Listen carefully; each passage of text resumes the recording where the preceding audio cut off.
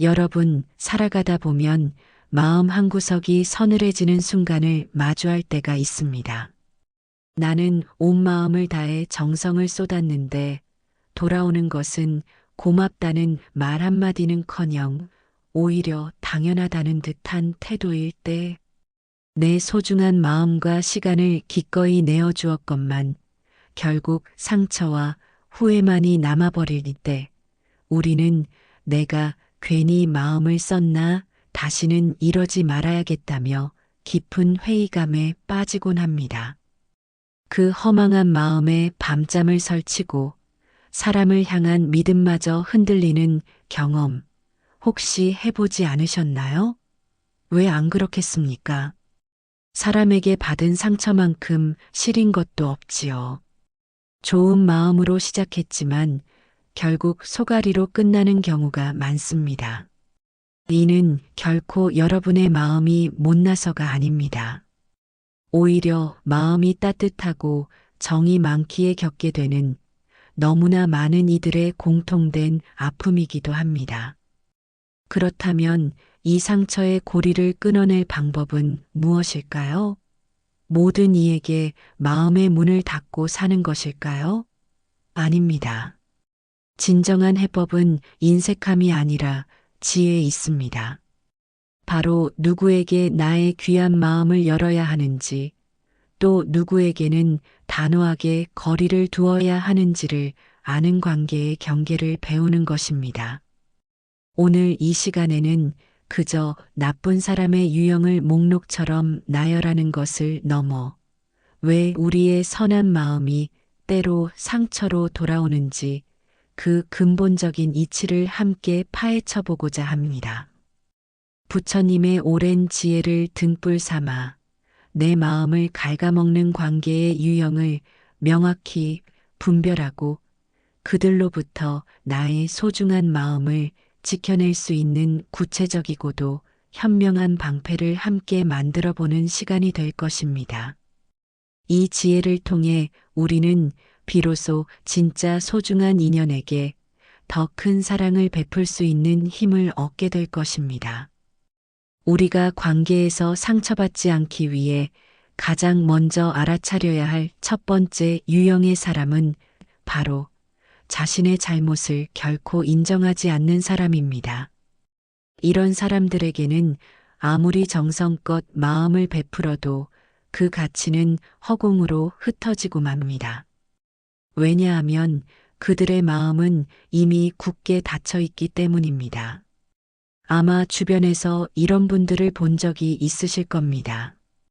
분명 자신의 잘못인데도 끝까지 우기고 오히려 남을 탓하며 자신의 체면만 지키려는 사람 말입니다. 그들의 내면에는 자신의 실수를 인정하는 순간 자신의 존재 가치 전체가 무너질 것이라는 깊은 두려움이 자리 잡고 있습니다. 그래서 그들은 진실을 마주하기보다 사실을 왜곡하고 책임을 전가하는 방식으로 스스로를 방어합니다.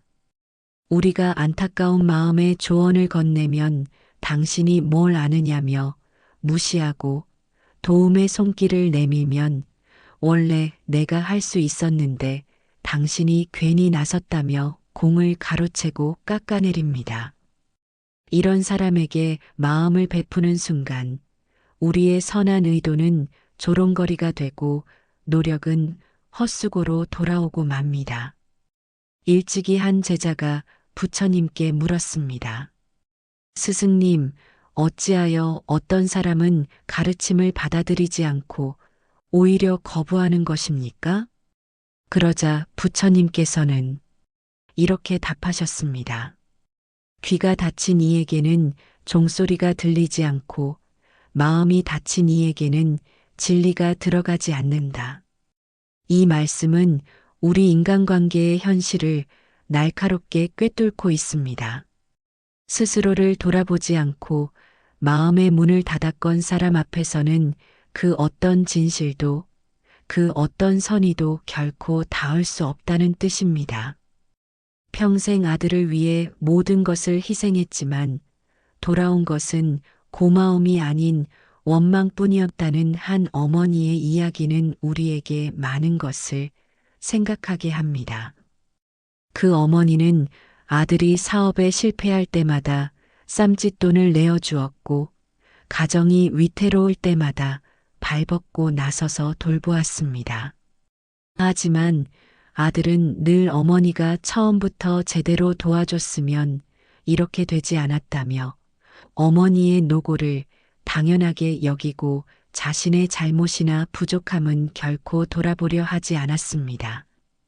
결국 모든 기력이 소진된 어머니는 자기 잘못을 보지 않으려는 사람에게는 내 모든 것을 쏟아부어도 결국 아무 소용이 없다는 것을 뒤늦게 깨달으셨다고 합니다. 우리가 이런 유형의 사람에게 계속 마음을 쓰는 이유는 어쩌면 언젠가는 그 사람이 내 진심을 알아주고 변할 것이라는 헛된 기대 때문일지 모릅니다. 하지만 지혜로운 사람은 이런 관계를 오래 끌지 않습니다. 잘못을 인정하지 않는 사람은 결국 내 선의를 갉아먹고 마음을 병들게 한다는 것을 알기 때문입니다. 그들은 도움을 받아도 그것을 자신의 능력 덕분이라 여기고 상황이 나빠지면 도움을 준 당신 탓으로 돌릴 가능성이 높습니다.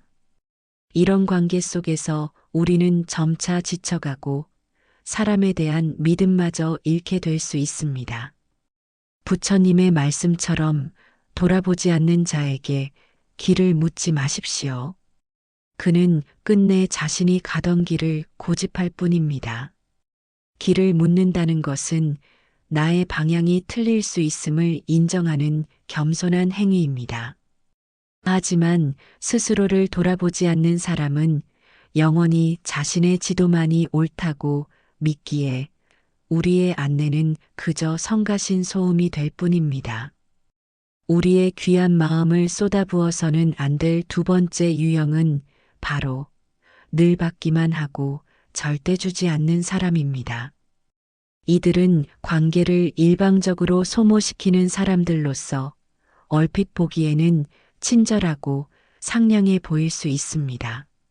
하지만 그 관계를 가만히 들여다보면 언제나 저울은 한쪽으로만 기울어 있습니다. 그들은 늘 자신이 얻는 것만 계산할 뿐 상대가 무엇을 잃고 있는지는 전혀 고려하지 않습니다. 처음에는 좋은 마음으로 부탁을 들어주는 것이 큰 부담이 아니었지만 어느 순간부터 상대가 나의 호의를 고마움이 아닌 당연함으로 여기고 있다는 것을 느끼게 됩니다. 부처님께서는 이런 사람들을 두고 끝없는 갈증을 가진 자라고 말씀하셨습니다.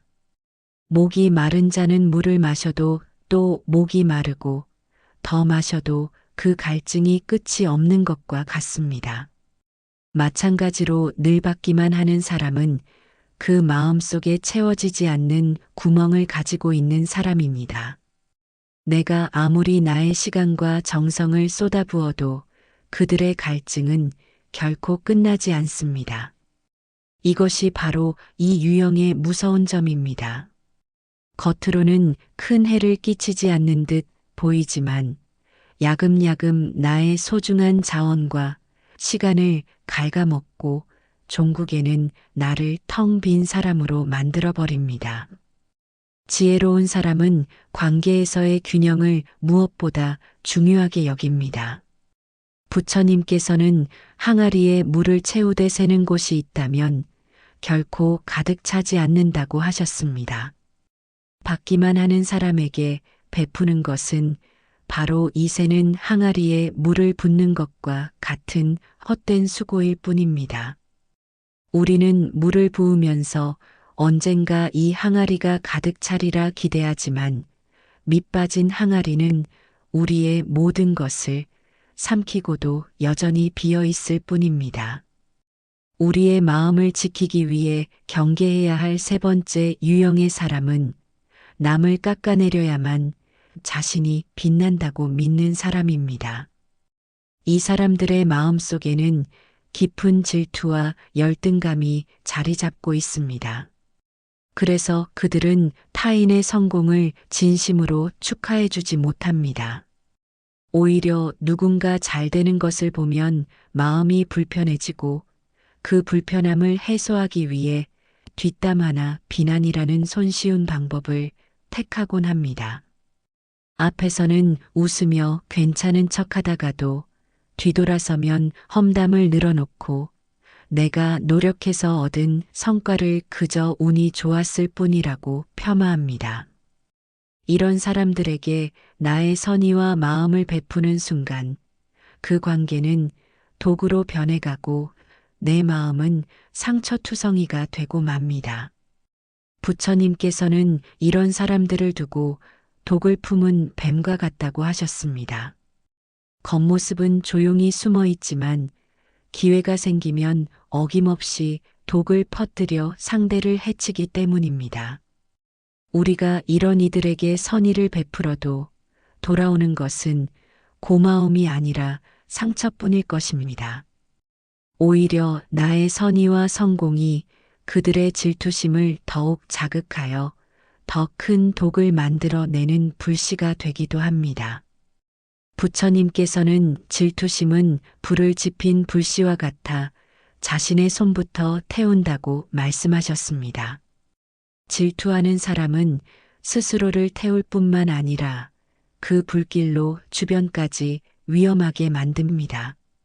만약 우리가 그들에게 가까이 다가간다면 우리 역시 그 불길에 함께 휩싸이게 될 것입니다.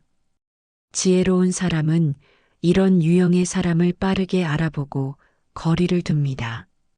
그것은 냉정한 것이 아니라 나를 지키기 위한 최소한의 방어이며 현명한 선택입니다.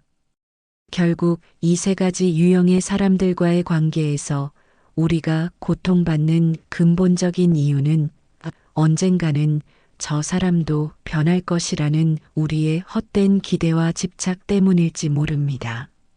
하지만 독일의 철학자 쇼펜하우어가 말했듯이 사람은 자신의 본성대로 행동할 뿐이며 그것을 바꾸려는 시도 자체가 우리를 고통스럽게 만듭니다. 고마움을 모르는 사람에게 고마움을 기대하지 말고 받기만 하는 사람에게 실망하지 않는 것, 이것이 바로 내 마음을 지키는 첫걸음입니다. 이러한 통찰은 동서고금을 막론합니다. 고대 그리스의 철학자 소크라테스는 무지한 자와 논쟁하지 말라. 그는 끝내 너를 자기 수준으로 끌어내려 이길 것이다. 라고 경고했습니다.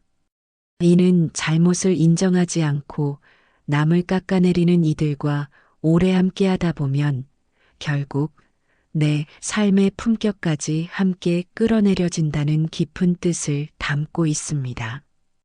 결국 모든 현인들의 가르침은 한 곳을 향하고 있습니다. 관계에서 가장 중요한 것은 내 마음을 지키는 것이라는 진리입니다. 그러기 위해서는 관계의 불균형을 느낀 순간 바로 인정하고 변하지 않는 사람을 억지로 바꾸려 하지 않으며 나의 소중한 선의를 가치 있는 사람에게 선택적으로 사용하는 지혜가 필요합니다. 마치 우리가 한정된 돈을 지혜롭게 사용해야 하듯이 우리의 마음과 에너지라는 한정된 자산 또한 현명하게 투자해야 합니다. 이 세 부류의 사람에게 마음을 쓰는 것은 밑 빠진 독에 물을 붓는 것과 같아서 결국 우리를 파산에 이르게 할 뿐입니다. 오늘 우리는 지혜로운 사람들이 결코 마음을 베풀지 않는 세 부류의 사람들에 대해 깊이 이야기 나누었습니다. 어쩌면 마음 한편이 서늘해지는 이야기였을지도 모릅니다. 하지만 내 마음을 지키는 것은 선택이 아니라 행복한 삶을 위한 필수적인 원칙입니다. 빈잔에서는 물을 따라줄 수 없습니다. 라는 말이 있습니다. 내 마음의 잔이 텅 비어버리면 그 누구도 진심으로 도울 수 없습니다. 그러니 나를 갉아먹는 관계를 끊어내는 것은 이기적인 행동이 아니라 나를 지키고 더 나아가 정말 소중한 사람들에게 사랑을 베풀기 위한 가장 지혜로운 선택입니다. 여러분의 삶은 여러분이 지켜야 할 가장 소중한 선물입니다. 그 선물을 아무에게나 맡기지 마시고 여러분을 진심으로 아끼고 함께 성장할 수 있는 귀한 인연들과 나누시기를 바랍니다. 노력해도 변하지 않는 관계가 있다면 이제는 과감히 내려놓는 용기를 내어 보십시오. 그것이야말로 나 자신을 위한 가장 큰 사랑이자 내 삶의 품격을 지키는 현명한 길이 될 것입니다. 여러분의 마음이 늘 평안하시고 삶이 조금 더 가벼워지기를 진심으로 기원합니다.